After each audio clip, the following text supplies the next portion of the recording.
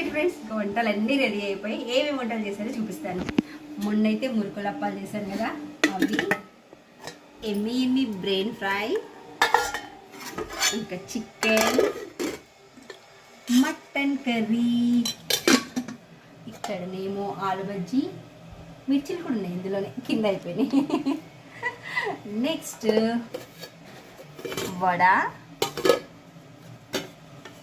పూరి, ఇంకా బగారా రైస్, ఫైనల్గా టమాటా చారు.